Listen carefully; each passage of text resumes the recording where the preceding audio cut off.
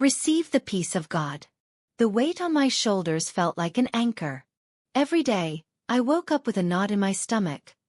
Worry about my job, anxiety about my finances, and the nagging fear that I wasn't good enough. I knew the words of Philippians 4 verses 6 to 7, but they felt so distant, like a beautiful song I couldn't quite hear.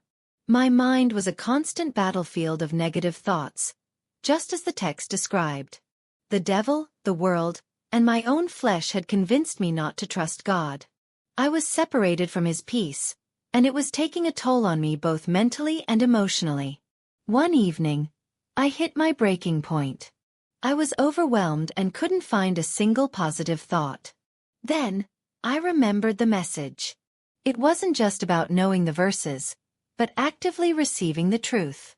The words by prayer and petition, with thanksgiving, present your requests to God, suddenly became a roadmap, not just a suggestion.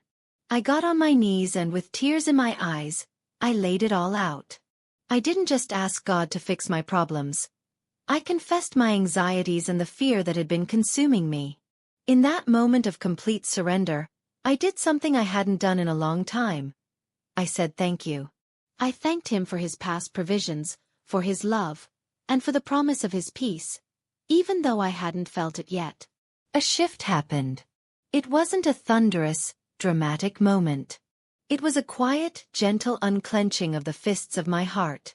The promise of God's peace, which transcends all understanding, wasn't just a phrase, it became a reality. It wasn't that my problems vanished, but the panic around them did. A new sense of calm, a protective guard, settled over my heart and mind.